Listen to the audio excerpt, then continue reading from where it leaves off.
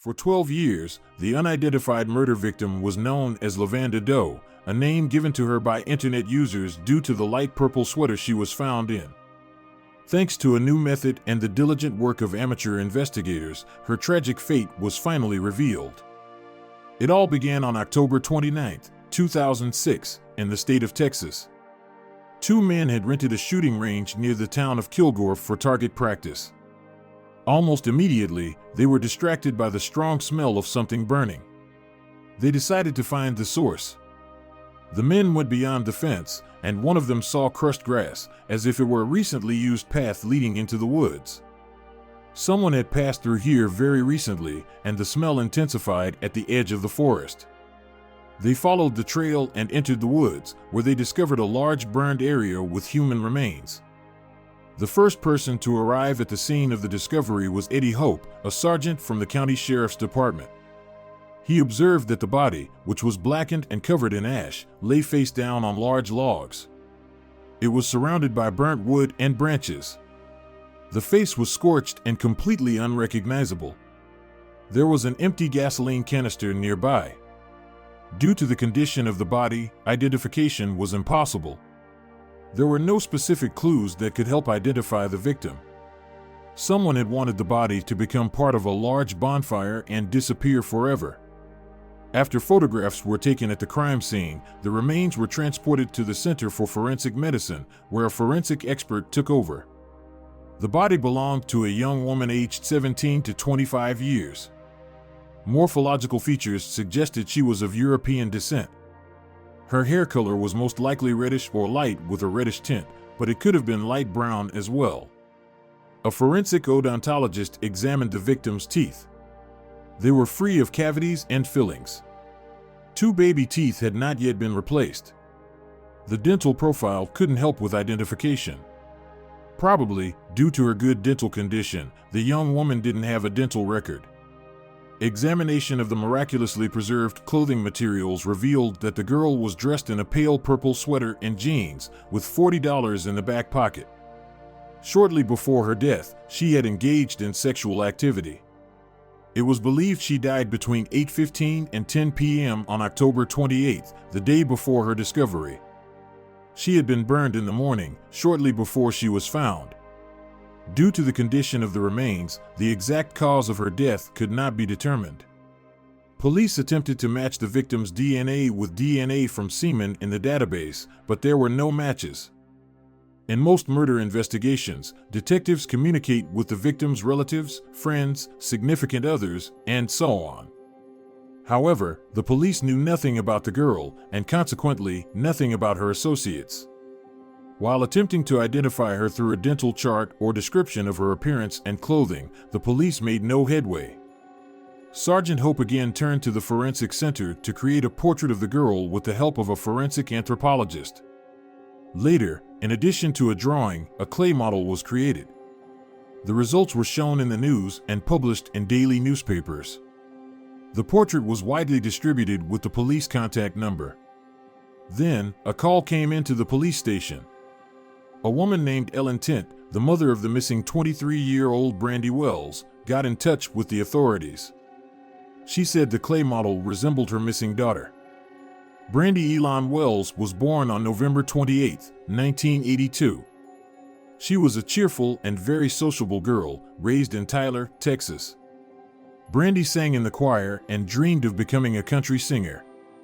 After enrolling in college, Brandy continued her involvement in music, but now she wanted to become a daycare worker, just like her grandfather. At 19, during her second year in college, Brandy got married and moved to another state. Financial difficulties forced her to drop out of college and take a full-time job. At 21, she divorced. She had a few relationships. Soon, she moved to Brownsboro, Texas, located just 20 minutes from Tyler, where she grew up and where her mother, stepfather, and younger sister lived. Here, Brandy decided to study to become a daycare worker and spend more time with her family. She got a job at Walmart. On August 2, 2006, Brandy came to visit her mother. She told her mother that she was going to meet friends at a club. They chatted, and then Brandy went to get ready in her younger sister's bedroom. After some time, Brandy left the room and asked Ellen if she looked good in her outfit, a light brown top, rust-colored pants, and black high-heeled sandals. Her mother assured her that she looked great. Brandy headed to a bowling alley where a family friend named Jeanette worked as a bartender.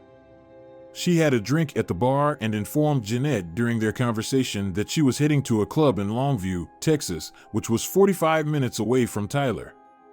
Jeanette advised her not to go, as it was far, but Brandy insisted that everything would be fine. She left the bowling alley at around 10:30 p.m. and went to the club. She exited the club around 12:30 a.m. On the morning of August 3rd, around 9:15, a black 2000 Pontiac Grand Prix was discovered abandoned on the shoulder of the highway in the westbound direction near Kilgore, where the charred remains were found. It was later determined that the car belonged to Brandy. The driver's door was slightly ajar, and Brandy's purse, including her wallet, was found on the back seat. The driver's seat was pushed all the way back, as if a tall person had been sitting in it. There was a gas can in the car. The investigation yielded no results. And perhaps, finally, what happened to Brandy will be revealed. Brandy matched the description. There were many coincidences. But where was Brandy for 3 months, as it was established that the unknown girl was killed the day before her remains were set on fire at the end of October? The dental profiles didn't match, and the DNA analysis excluded the possibility that the unidentified body could be Brandy Wells. In winter, the remains of the unidentified girl were buried in a local cemetery with a small plaque that displayed her date of death without her date of birth and Jane Doe. It's known that if a body couldn't be identified, the placeholder names John Doe or Jane Doe were used. Later, someone on an online forum dedicated to real crime cases gave her the nickname Lavanda Doe. This name was given to the unknown girl because she was found wearing a lavender sweater. The nickname stuck. Lavanda remained unidentified. No one could give her a name or reveal her fate for many years. No one visited her grave. Cemetery workers were the only ones who tended to her resting place. The unknown girl was forgotten.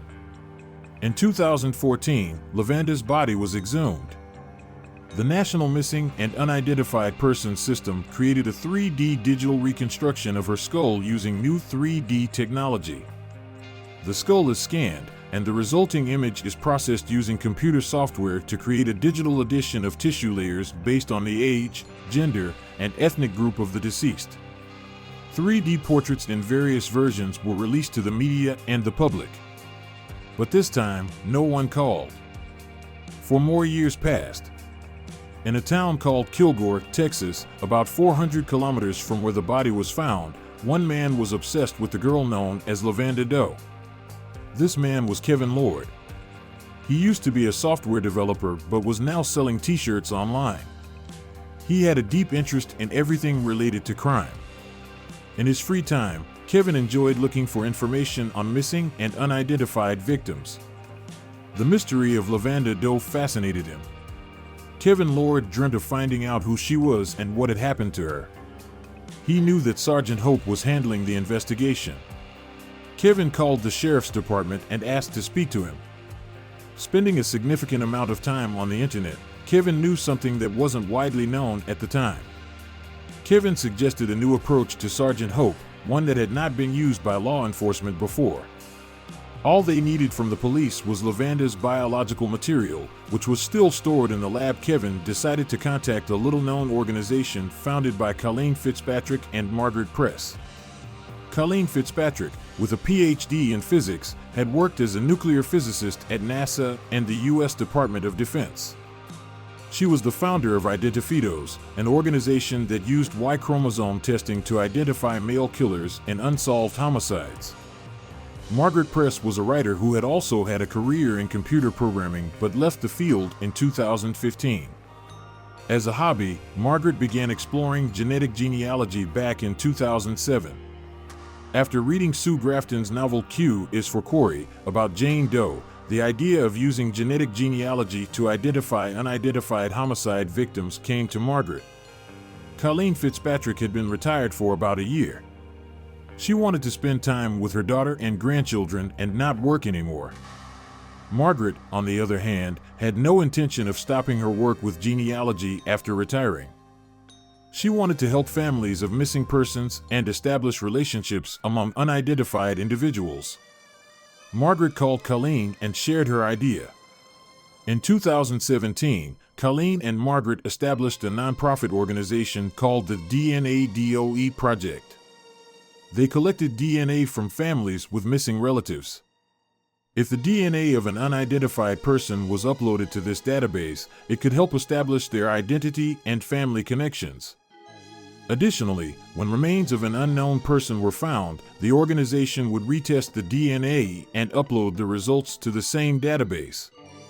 On their website and Twitter, they began promoting the idea of people uploading their DNA data to the database. This increases the chance of establishing a family connection. Anyone could be a distant relative of a missing person and not even be aware of it. The database is publicly accessible and located on GetMatch. It's an online service for comparing autosomal DNA data files. Autosomal testing identifies matches with anyone tested who shares a common ancestor up to 8 generations back. In brief, the DNA DOE project extracts DNA, raises funds for lab testing and DNA sequencing, then converts the DNA data file into digital information and uploads it to GetMatch. Thanks to Margaret's connections, leading genetic experts have joined the organization, volunteering their time and talents to achieve the common goal of reuniting unidentified individuals with their families. They do this either for free or using funds raised by volunteers recruited by Colleen. Private detective agencies that couldn't afford expensive lab tests and desperate relatives began turning to the organization. Kevin Lord also wanted to reach out to them. It should be noted that, to this day, law enforcement agencies and forensic experts from all over North America approach the DNA DOE project. The advanced methods of the professionals who joined the DNA DOE project have led to remarkable results even in cases where DNA was highly degraded or available in limited quantities. For example, Joseph Newton Chandler III, a resident of Eastlake, Ohio, took his own life in his apartment on July 24, 2002. He shot himself in the mouth. The man had been diagnosed with colon cancer, which might have influenced his decision to commit suicide. Neighbors described him as a recluse who only left his home to go to work. When authorities tried to locate his relatives, they found that his name and identity were fake. The real Joseph had died in a car accident in Sherman, Texas, at the age of 8, on December 21, 1945. The suicide victim had assumed the identity of a young boy in 1978. Authorities started searching for the man's true identity. Extracting DNA from the remains became impossible as they had been cremated. However, in 2000, 2 years before his death, the man had provided a tissue sample for medical treatment. Authorities obtained this sample, but traditional law enforcement DNA analysis methods were inconclusive.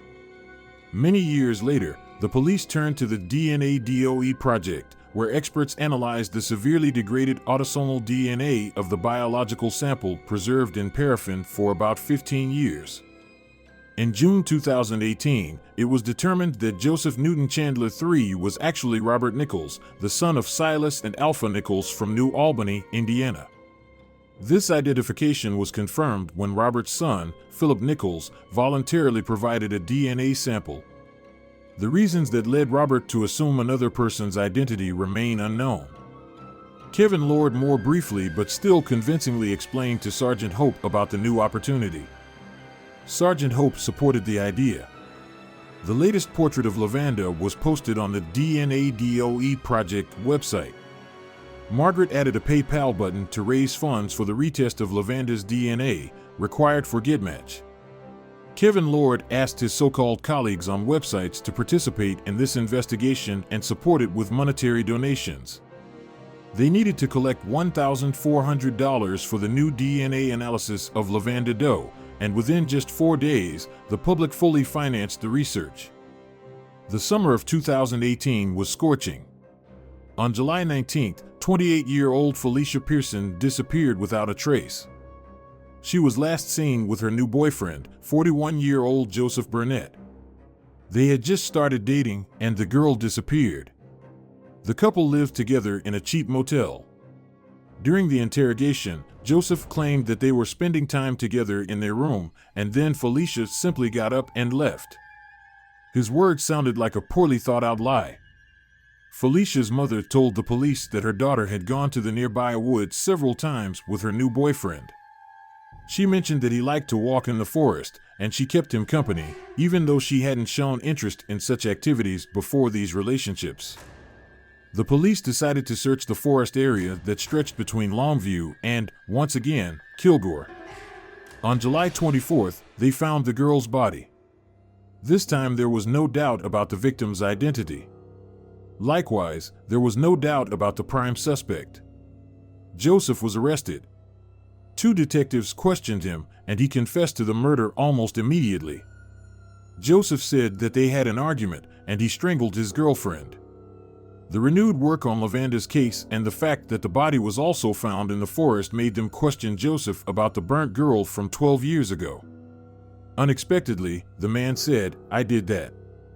Sergeant Hope, who was at home after a long shift, received a call from his colleagues and immediately headed to the station.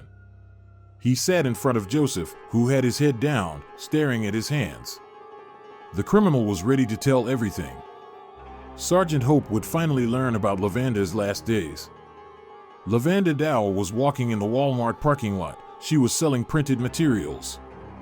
Joseph Burnett persuaded the girl to get into his car. When they drove away from the crowded place under the bridge outside of town, the girl herself offered Joseph to be with him in his car for money. After that, Joseph claimed that she tried to discreetly take money from his jeans. He noticed it and got angry. He couldn't control his anger and attacked her, after which he burned her body. He also said that he left $40 in her pocket because he thought she had earned it.